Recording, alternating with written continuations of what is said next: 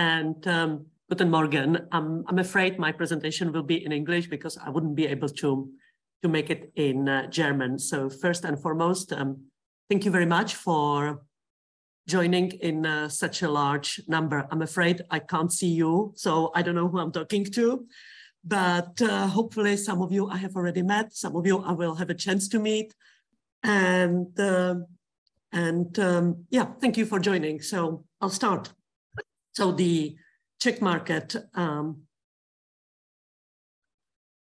this is a brief outline of the presentation. So I will give you some general information, then I'll briefly talk about the consumers and the market data, then about the domestic wine industry, about the activities of German Wine Institute here in the Czech Republic since 2021. And then I'll hand over to Hugo for the importer's view on the and his information about how to best approach an importer and what his ideas of do's and don'ts are. So the general introduction. Well, as you know, we are a fairly small country. Germany is our biggest business partner when it comes to export. Here is the population, 10.5 million. We still have our own currency, so we are not on euro. We keep Czech crown. We are EU members since 2004 and Schengen area members since 2007. So being EU member, it simplifies the life for the intra-community trade. We are also a member of the World Trade Organization and OECD. Most important information that we have 3 bands of VAT. So the first one, the highest one, 21%, which is on majority of goods and services, and it also includes alcohol. Then 15% is some basic food and medical aid, and 10% is baby food, books, music, and medicine, but unfortunately it doesn't concern wine. When we talk about the Czech economy overview, so basically after the COVID, the country was hoping, country was hit quite heavily as any other country in Europe and worldwide, and we were hoping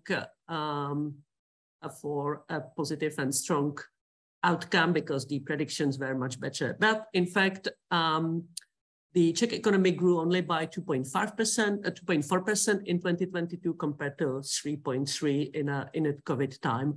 And obviously the biggest slowdown effect on the economy is the war in Ukraine, as on everyone else. It's a massive, massive inflation, I'm afraid to say. So last year it was over 15% year-on-year basis. There is obviously high oil and energy prices that makes massive contribution, troubles in supply chain, increased interest rates, and a huge country debts.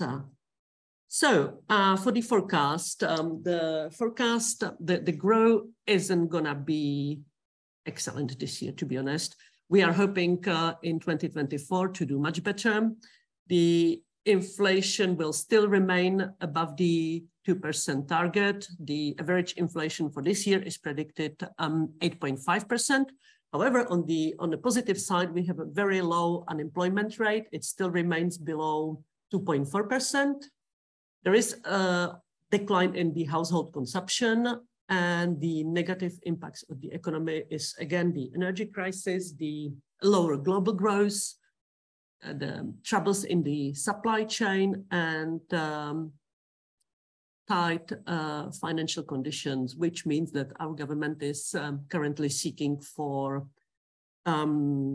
extra revenues. And by this, it means either increasing the taxation or moving or unifying the VAT to the 21%. But it's still in the discussion and no outcome of it yet. So if we are looking on the taxes, I mentioned the 21% VAT. which is on the all still and sparkling wine, as well as the other alcoholic beverages. We have the VAT number like you have in Germany, and the VAT number of the supplier and buyer must be always on the invoices. When it comes to the excise taxes or excise duty, for still wine is 0%, very same like in Germany. However, for the sparkling wines is roughly 100 euros per hectoliter, which comes around 19 crowns per bottle, which is roughly 77 cents.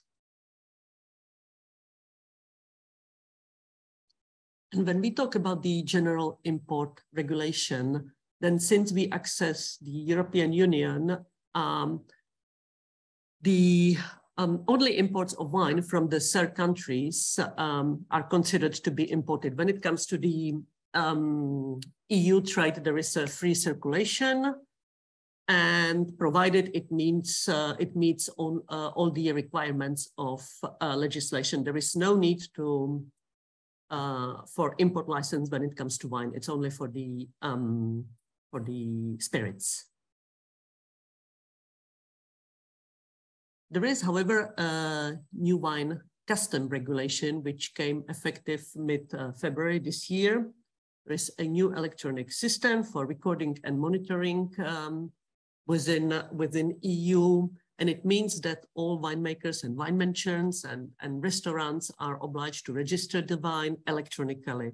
So meaning that each consignment will be assigned a QR code and a number, and it's called seat ID. And all the relevant information are at the custom website. The reason for this is it was meant to intend the streamlining the registration process and speeding it up.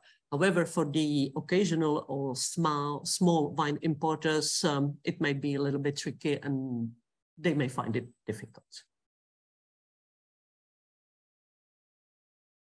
When we look at the consumer and market data, then during COVID, pretty much everything was closed, so it had a huge impact on the business.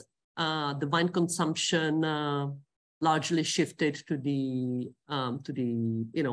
household, so people were drinking home because everything the gastronomic segment got paralyzed and everything was closed on and off.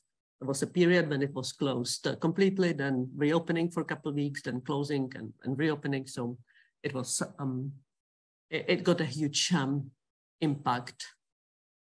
So the retail market grew up for still and sparkling wine since 2020, and it was partially offsetting the losses for the gastronomy segment. The on-trade sales fell by 47%, which is almost by half, so it's a massive number, whereas the off-trade sales increased by 9%. The least affected of all this were the wineries or importers who were supplying mainly to the retail chain, so people could buy it and drink it home, basically.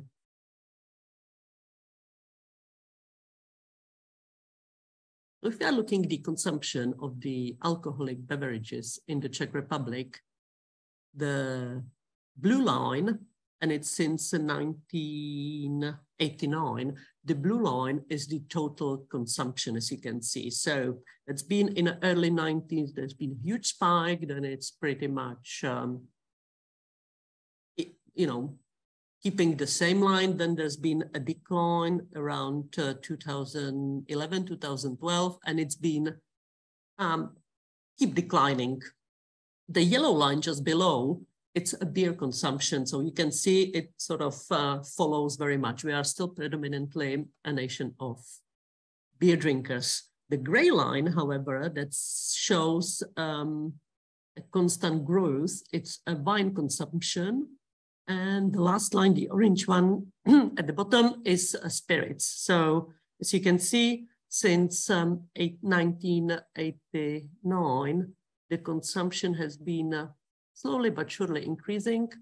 And the long-term average, it's about 20 liters per capita per year.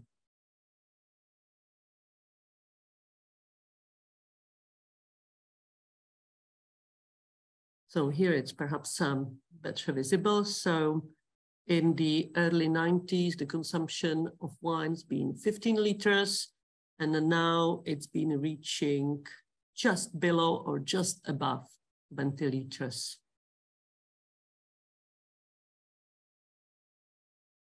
We are looking at the division between red wine and white wine and rosé. You can see predominantly this country prefers white wine to red wine. So 2/3 of wine, roughly speaking, 1/3 would be for the red wine. So as I mentioned, the drinking habits, the wine consumption, the yearly average is circa 20 liters. We still remain, as I also mentioned, the beer drinkers, which comparing to wine is almost six times larger. Here is the wine preferences, white wine over red wine. And when it comes to sweetness, above 1/3 of the consumers prefer dry wine, 1/3 roughly of dry, then 22% prefer semi-sweet, and only 11% of the consumers like sweet wines.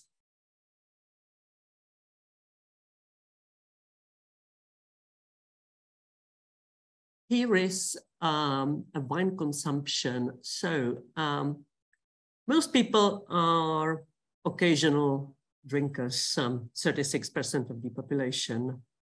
Daily drinkers accounts only for 6%.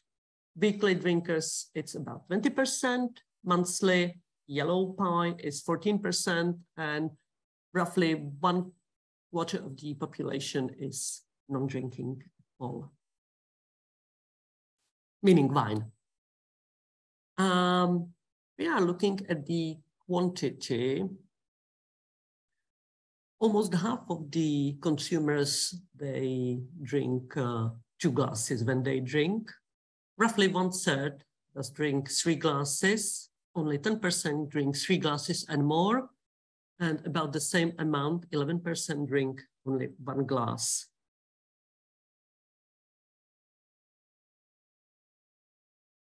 So if you're looking at the shopping preferences, and we are talking about the off-trade, then 70% of wine purchases is done in supermarkets and hypermarkets.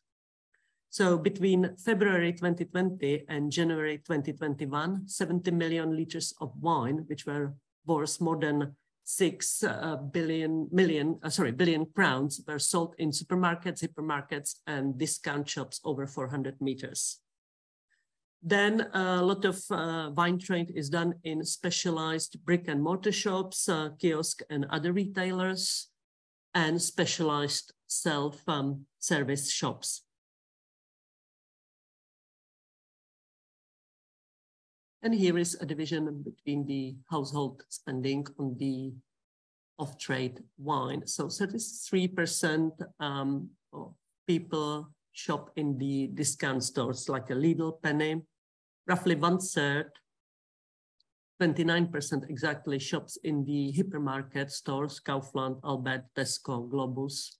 Then 16% in the supermarkets, 2% online, and 16% in the independent stores. When we are looking at the share of individual chains, then number 1 shopping destination would be Albert, number 2 Lidl, number 3 Kaufland, and Penny with 12%. Okay, we are looking at the current trends. There is a preference for the wine of domestic origin. However, I will point out later on the slides that the domestic production doesn't cover everything. So we have to import a lot of wine. The highest spending is still on the Czech wines. The most popular is still white wine. So very similar like in Germany and Austria.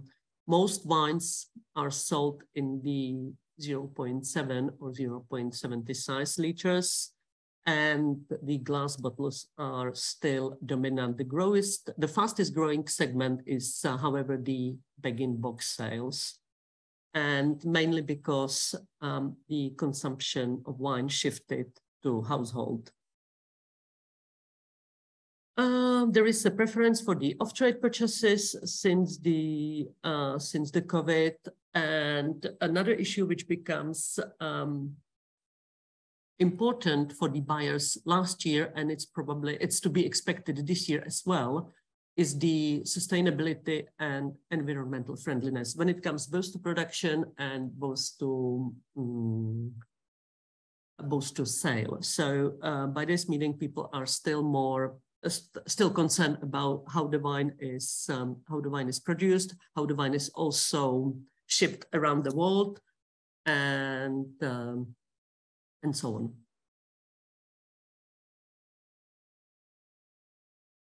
There is an increased popularity also for the sparkling wine. The biggest player on the domestic market is Bohemia Sex. They hold about 60% of the market, and in 2021, they sold 21 million bottles. So there is a huge growth since for past 10 years in the segment of the sparkling wines. Only in 2022 alone, the sale of sparkling wine grew 4% in volume and 6% in sales. Just out of interest, according to the Czech Custom Office, in 2021, there were altogether almost 28 million bottles of sparkling wine sold in the country. And it meant that for the very first time ever, almost every consumer of the country drank 2.5 bottles per head, which is a large number for our country, where the affinity for sparkling wine is only, started. There is a new category which is becoming increasingly popular, and it's Prosecco Rosé and Bohemia Sekt Ice. And also the very young generation, the generation Y and Z, is preferring the sparkling wine over still wines.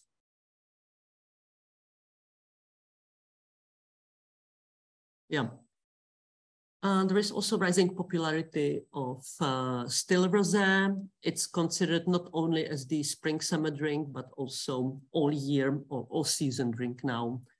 Another trend, which is still small but slowly growing, is the orange wines and natural wines.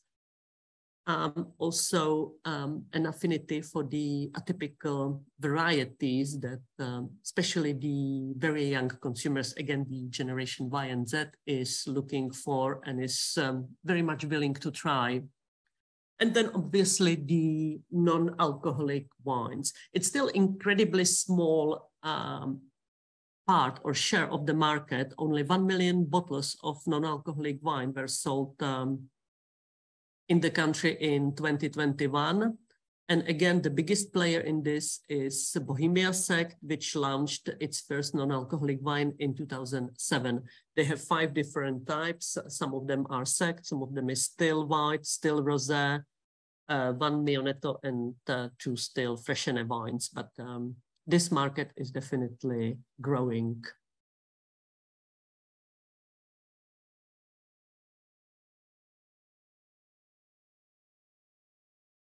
So there has been a major shift in the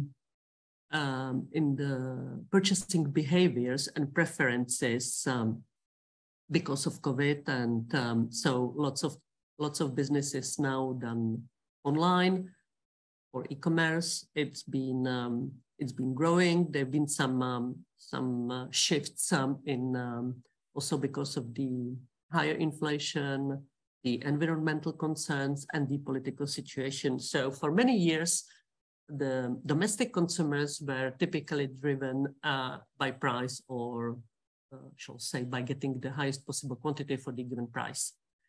So now people are looking for better wines. They're favoring quality over quantity. They are looking for more information about the individual varieties, cuvées, origins, and also production methods.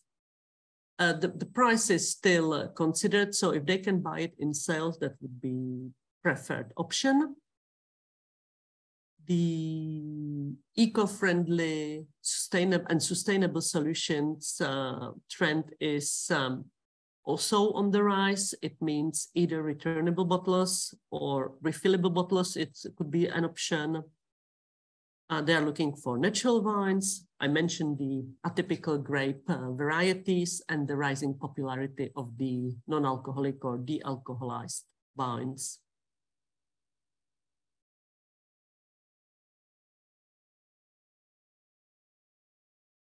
So I would like to mention a couple of words on the pricing structure. So there is the retail price, which is roughly 100% markup on the importer's net purchase price plus VAT. There are discounts for the bulk buyers. Generally for the corporate customers is between 10 to 20%, for the gastronomy 20 to 25, and for the resale 25 to 35. Then there are the average gross margins, which are roughly 25 to 35, depending on the importer and the size of the entire volume. If we are looking at the cellar door sales in Germany, then it means that many private customers can go and visit the wineries. If you, within EU, the law is that you can bring about 90 bottles per person without as the private customer. So many people it's their preferred option, and unfortunately it's also in many cases preferred option for the very small importers. It simply means they don't have to do any paperwork, and this wine then appears on the market without any customs, without any taxation, and in many cases, it can also, how shall I say, make the life of the large and the more serious importers difficult because they dump the prices, the small ones. So basically for the importers, what they need would be roughly 20 to 30% lower ex-seller prices than for the private customers. Simply to offset the cost for the storage, transport, samples, advertising, so on and so forth. Here is an example of the calculation of the still wine. I've done it both in euros and in crowns. So if we are looking at the ex-seller price, then here is roughly what a transport and insurance would be. Then there is the custom duty, the excise duty, and here we start with the cost per the distributor. And here is the margins for the wine shops and gastronomy, and we come to the purchase price here. So out of the 4 euros, suddenly we jump to 9.2, or in gastronomy and vinotheek to nearly 14.5.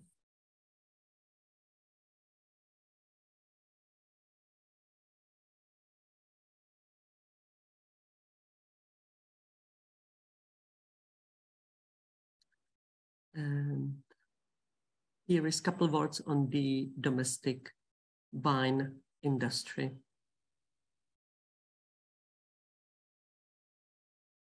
So we have two main wine growing regions, Bohemia and Southern Moravia, which neighborhoods Austria.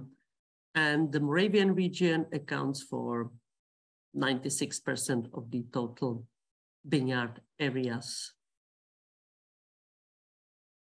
The 2022 harvest was 720,000 hectoliters, which is still not enough to satisfy the domestic consumption.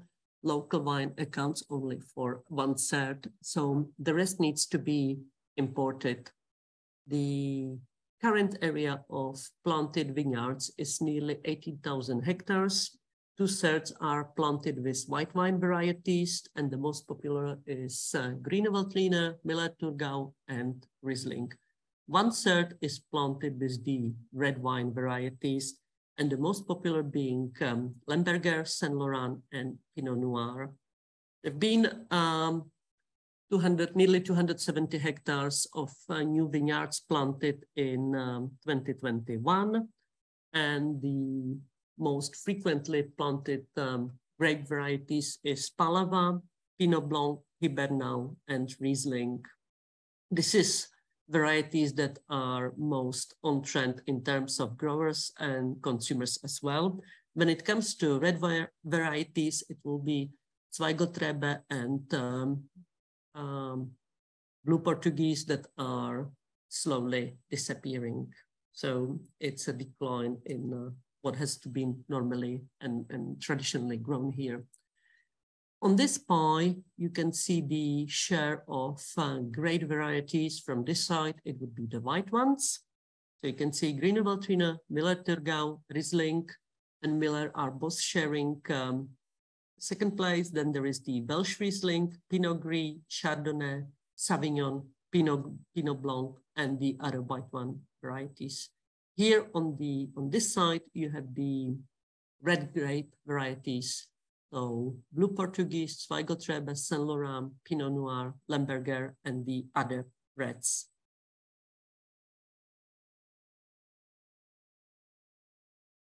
So when we're talking about the import to the Czech Republic, in 2022, we have imported nearly 1.5 million hectoliters of wine worth nearly 5.6 billion crowns. The highest values for imported wines is, first place is Italy, second place, Germany, followed by France, Hungary, Spain, and Slovakia.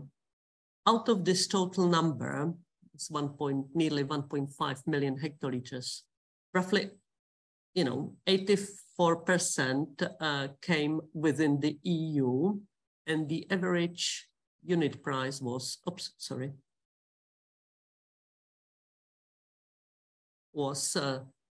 34 crowns per liter. Among the non-EU countries, most wine comes from Moldova, Chile, and Argentina. And when we are looking the wine import to the Czech Republic by volume, then the first place when it comes to volume is Hungary, Italy in second, Spain on third place, Slovakia and Germany shared fourth place, and then it follows by Moldova, France, Argentina, Chile, and Austria.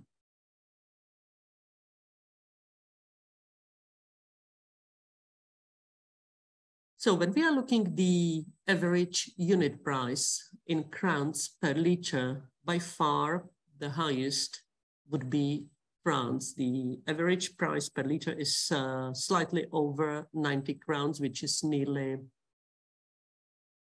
just below 4 euros. The second place is Chile, then followed by Germany, then Italy and Austria, and then the rest. So basically the cheapest wine comes from Hungary and Spain, followed closely by Slovakia.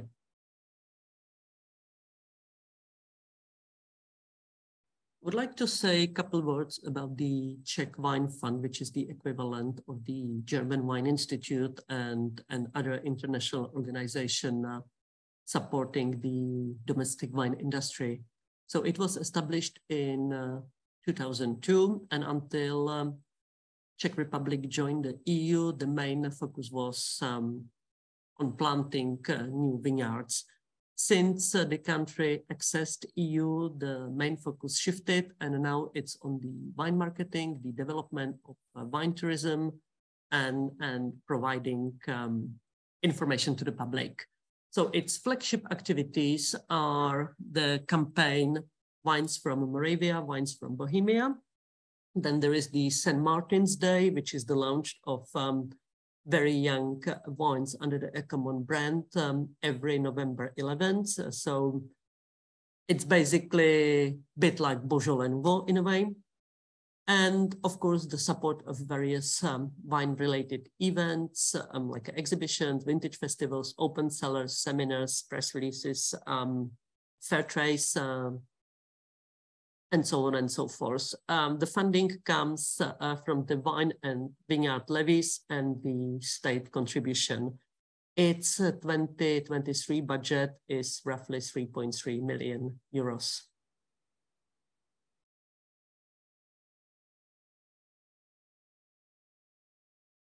So at the moment, there is a debate by the government or by the advisory body of the government on the excise duty on the still wines. It's a two-sided question, obviously. It's on one hand, that would be a massive contribution for the budget. On the other hand, it may disqualify the domestic winemakers.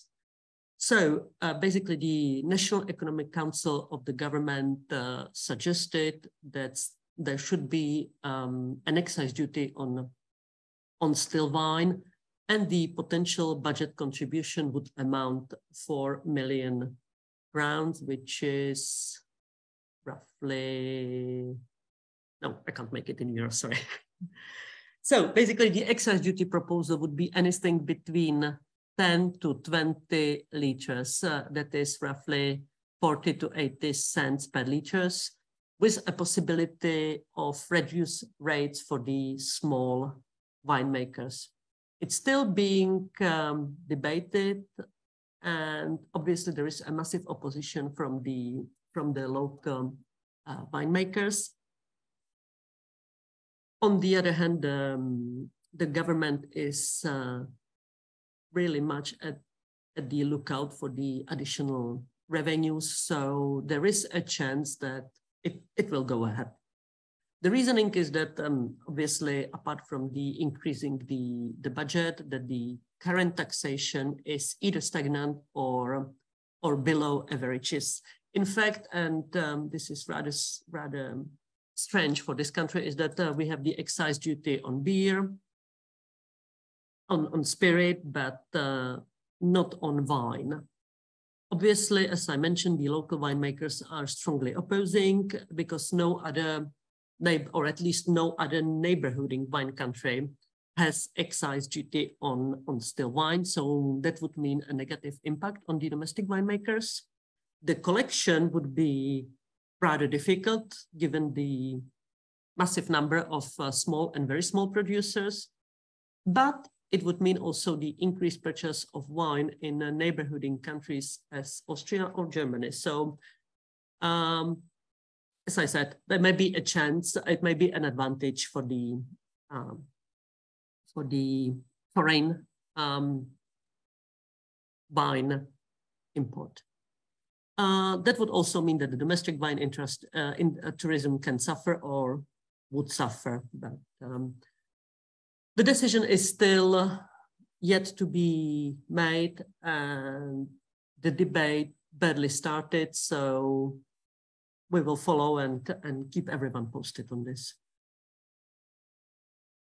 I would like to mention also some of the biggest or most important importers of German wine. The market of wine importers in Czech Republic is rather fragmented. So there are huge players, there are medium-sized players, and there are very small and tiny players that that perhaps have, you know, one or two German wine producers, and because they know him, or because they have visited the vineyards and they fell in love, for whatever reasons. If we are looking at the big players, It's again fragmented even within them because only few of them is, in fact, two of them is specializing purely in German-speaking countries. And that would be pretty much Germany and Austria, and to tiny small extent also Switzerland. So out of these, I would like to mention the man Hugo. You will hear his presentation in a couple minutes. He is doing only German and Austrian wines, and this is his German winemakers.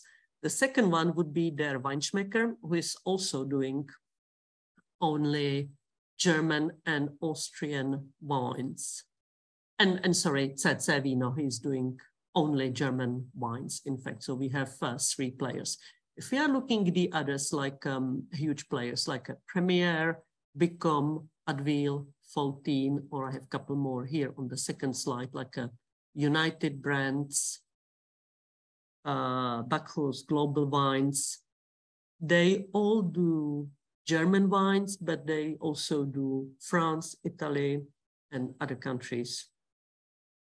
So here I have put it, the list of the biggest players in terms of German wines and their respective brands. So you can see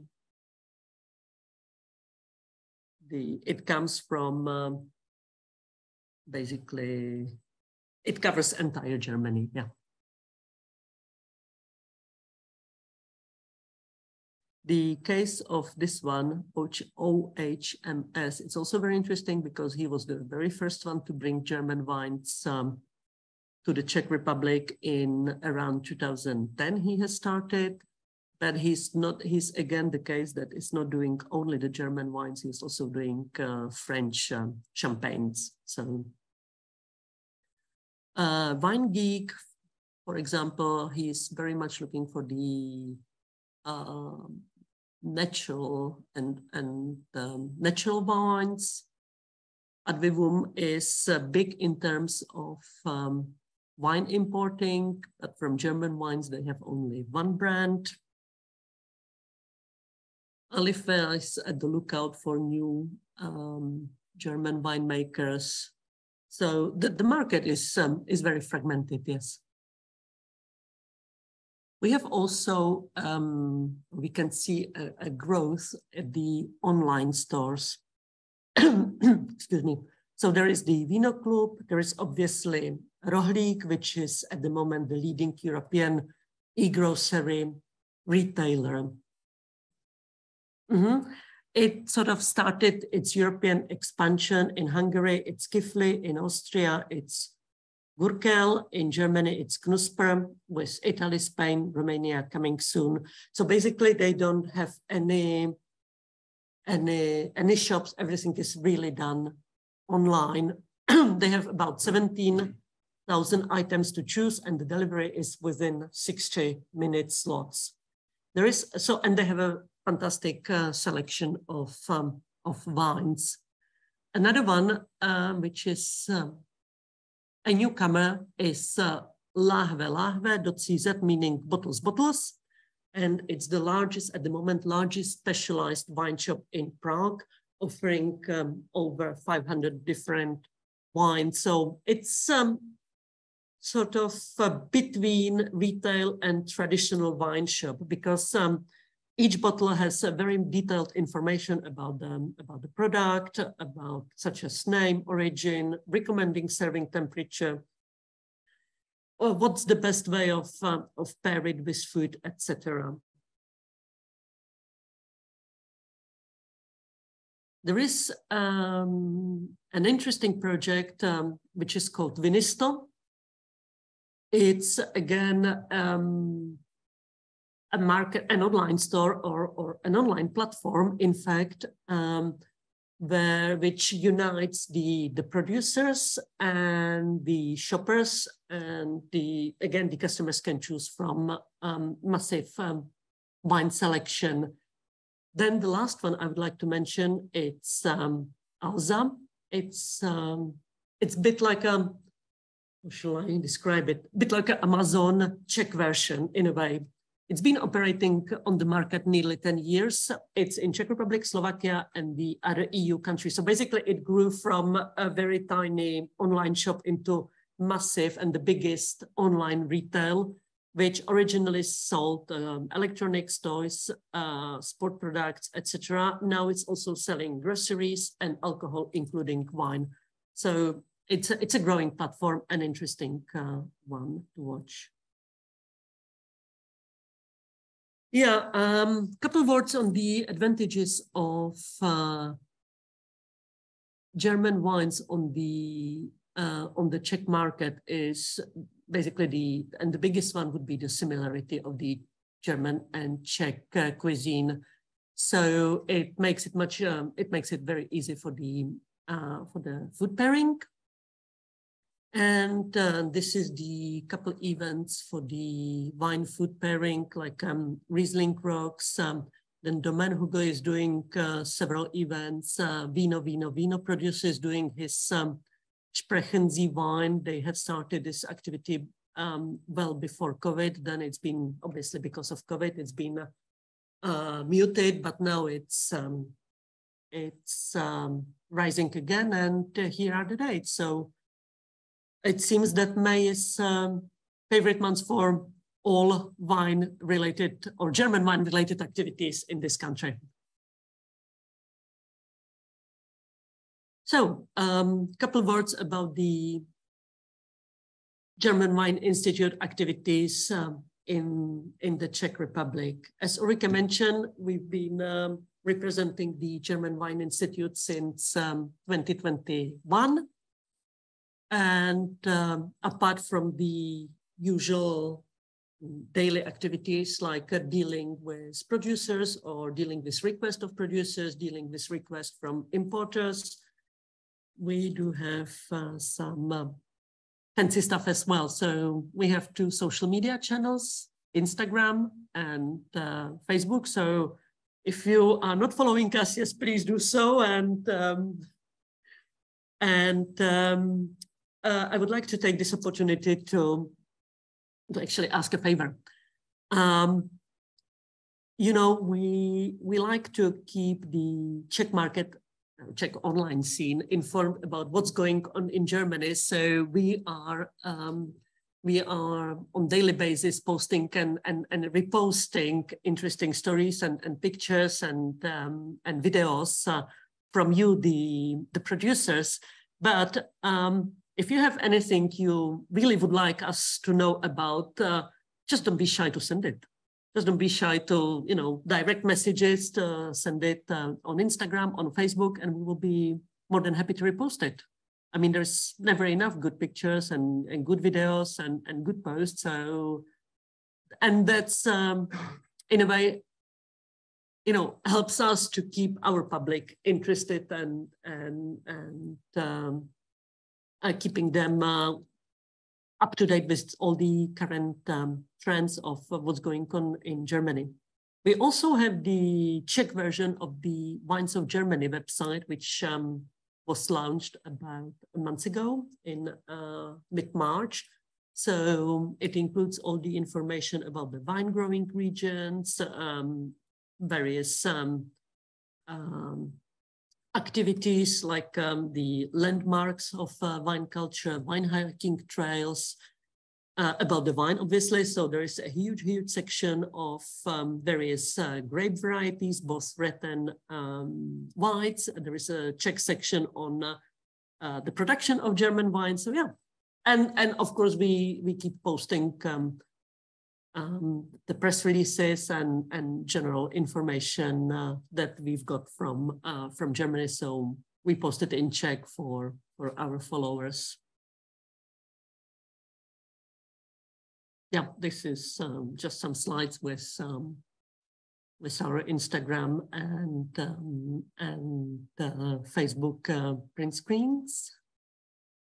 We have done the translation, the Czech version of the Ešle magazine.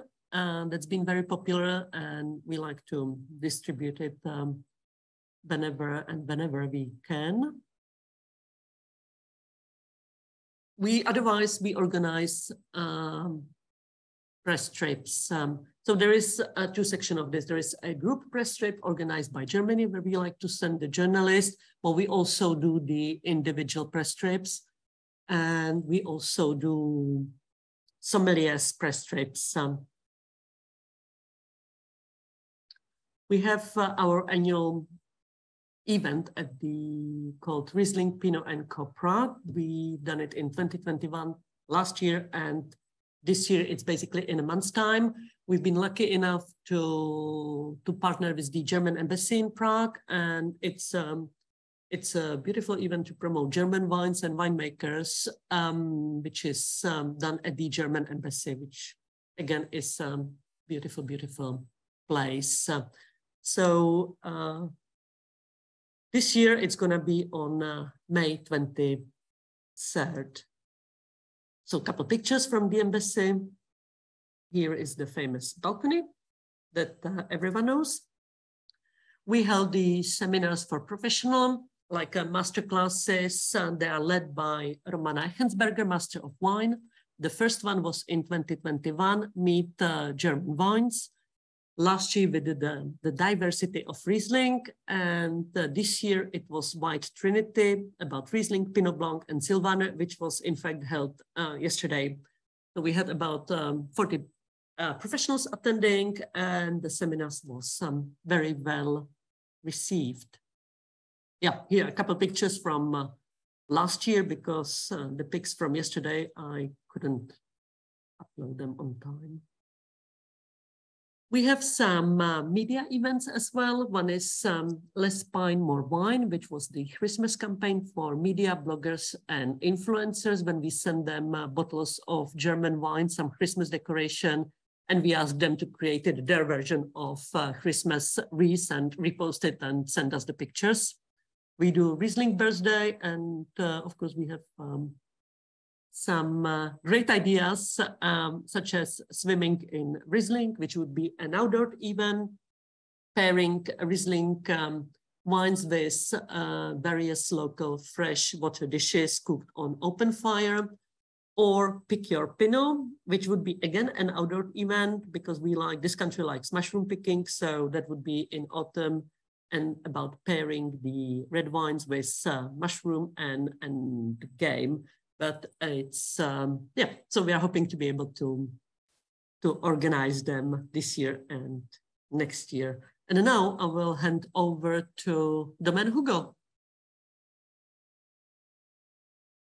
So basically he's a fifth generation of coming from the Moravian winemaking family. But his way to wine was a bit thorny. So here he is, and over to him. Guten Tag, meine liebe Winzerinnen. Guten Tag, Winzer. Ich bin im Weingeschäft seit 30 Jahren und davon bin ich seit 2010 sehr interessiert auf deutschsprachiger Raum, weil ich habe die Weinakademie im Russ studiert und dann habe ich mir entschieden, meine Spezialität orientieren auf österreichische und deutsche Weine. Das war ganz einfacher Grund, weil wir haben sehr gleiche Geschichte, wir haben die gleiche Küche und wir haben die gleiche Rebsorten. Was wir haben nicht gleich, ist die Boden und Klima. Und das ist sehr spannend, weil ich muss keinem Endverbraucher erzählen, was ist ein Riesling, weil er kennt das aus unserer Heimatwein. Aber wenn ich ihm sage, er soll ein Trebbiano trinken, dann weiß er nicht, um was ist der Gespräch. Was euch sicher interessiert, der tschechische Markt ist in großen Entwicklung. Gott sei Dank für deutsche Weine. Er ist sehr unterschätzt von der österreichischen Seite, wo österreichische Weinmarketing hat überhaupt beendet alle Aktivitäten auf dem tschechischen Markt, weil wir sind jetzt was betrifft Import, wir sind die Nummer 9 für österreichische Winzer. Tschechischer Markt ist sehr spannend. Wir haben jedes Jahr Grand Cru de Bordeaux, da kommen alle die großen Bordeaux-Häuser und machen eine Veranstaltung auf der Prager Burg. Wir haben Grandeur der Burgund, wir haben Grandeur de Champagne, wir haben Barolo-Tag, wir haben Brunello-Tag im Tschechien. Also alle die hochwertig orientierte Anbaugebieten kämpfen um den tschechischen Markt weil wir haben eine riesige Weinkultur und wir sind nicht mehr nur so Billigmarkt. Ich muss den Markt aufteilen auf 3 Gruppen. Eine Gruppe sind die Handelsketten. Das macht keinen Spaß, weil wenn ich sehe im Lidl eine Flasche Mosel Riesling, der kostet 2,20 € gleich wie in Deutschland, das macht keinen Spaß. Dann sind Importeure oder Kunden, wo habe ich mich orientiert, das ist die hochwertige Gastronomie und die hochwertige oder Endverbraucher, die möchten trinken, ein hochwertiger Wein. Und das ganz spezielle Gruppe ist, das sind die Naturweinverbraucher. Ich selber habe Naturwein importiert vor 5 Jahren aus Kroatien von dem Weingut Roksanic. Das ist ein Weltikone, was betrifft Naturwein. Aber es hat nicht funktioniert, weil die Zielgruppe nimmt mich nicht ernst. Die haben gedacht, das ist nur ein Versuch.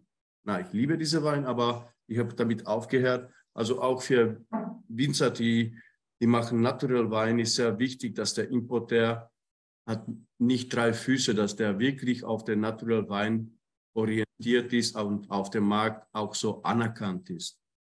Bei einer Suche bei einem Importeur ist sehr wichtig, was ich erwarte von dem Importeur. Weil es kann sein, sind Importeure, die sind allgemein. Die haben im Prinzip alles. Das ist wie ein Kaufhaus. Da fällt nur Wein aus dem Mond.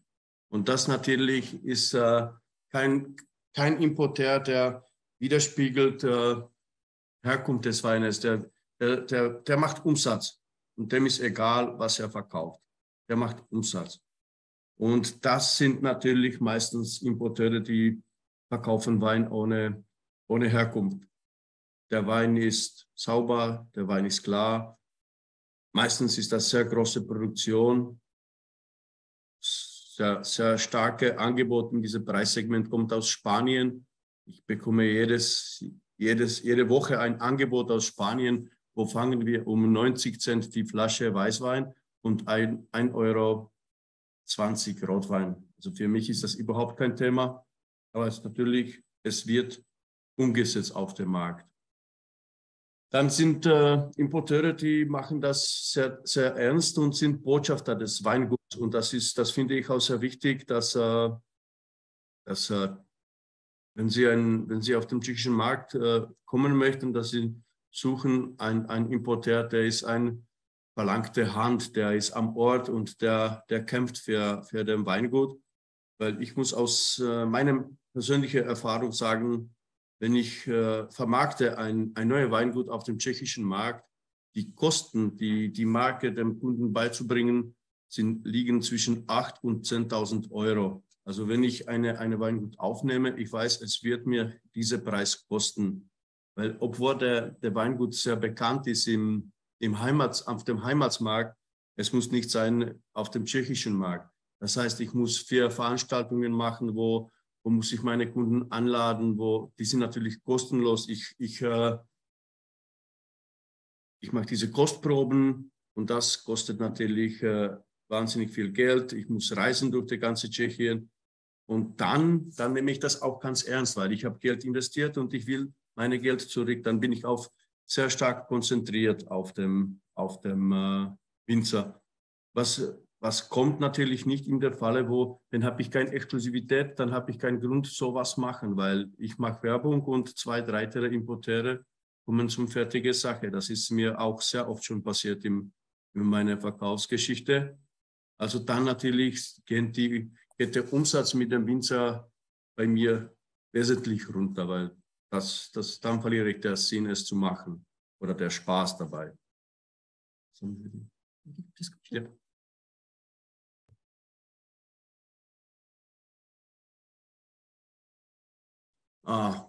Was wir auf dem Markt machen sollten und was wir auf dem Markt nicht machen sollten, ist, ich bin ein Feind von Aktionen. Aktion macht Aktion macht Lidl, der macht Aktion. Aber wenn man hat und ist sich bewusst, dass sein Produkt ist hochwertig, hat keinen Grund, eine Aktion zu machen. Und es ist auch sehr wichtig, transparent zu sein, dass der Kunde versteht, was ich ihm bitte oder was ich ihm sage. Wo liegt der Unterschied zwischen dem Wein aus gleichen Regionen, weil das ist das Schönste auf dem deutschen Wein.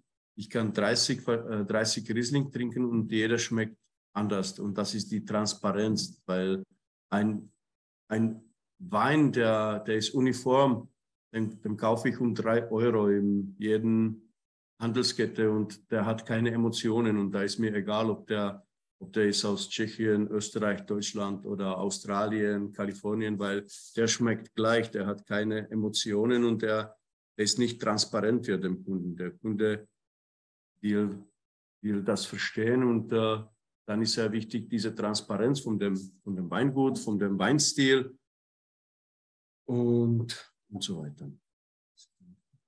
Mhm.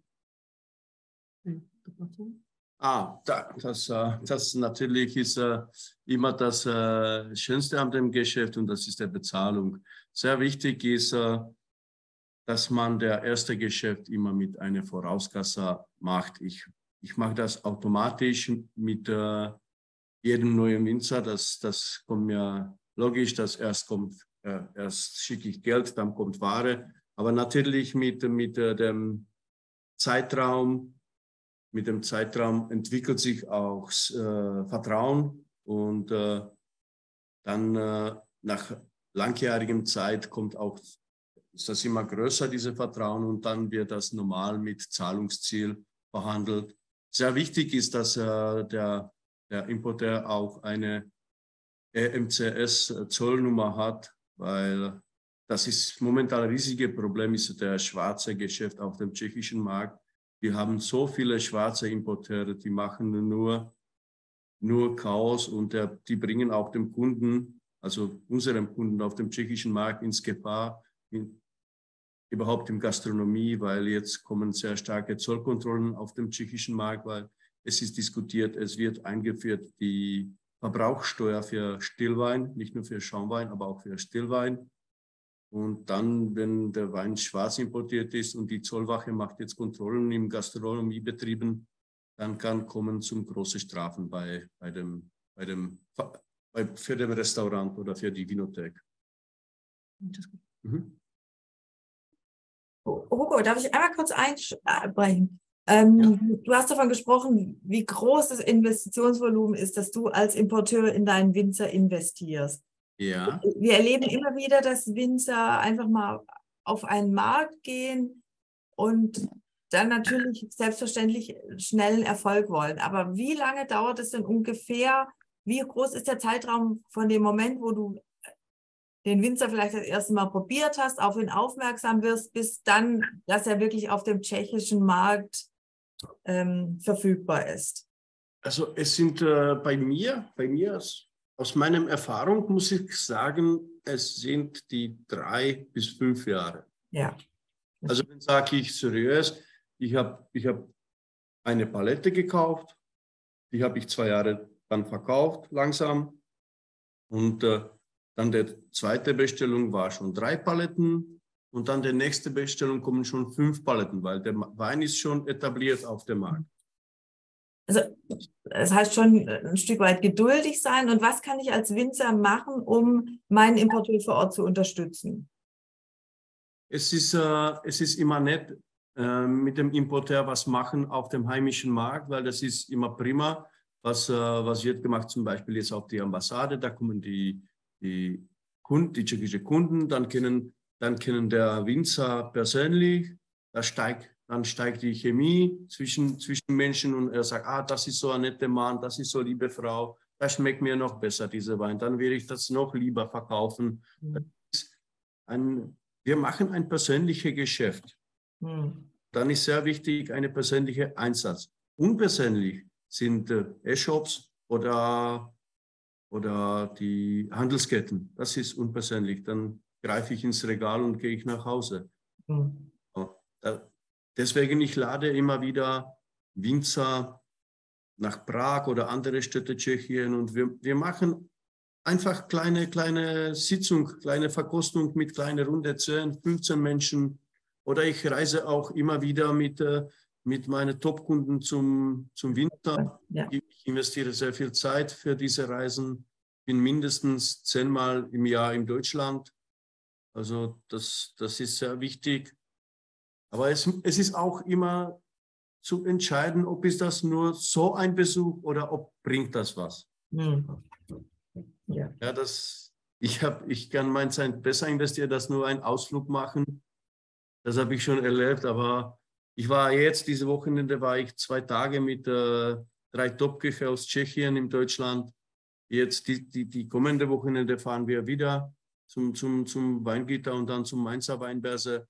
Also es ist auch wichtig, der Markt schulen und mit dem Markt wirklich arbeiten, weil die Konkurrenz ist unglaublich groß und wir haben wirklich ganz starke Marken, die gegen uns kämpfen. Wie gesagt, die Italiener, die Franzosen, die neue Welt, jetzt war riesige Veranstaltung vor dem Pro-Wein, sind alle Stars aus Kalifornien gekommen und auf der amerikanischen Botschaft haben eine riesige Veranstaltung gemacht.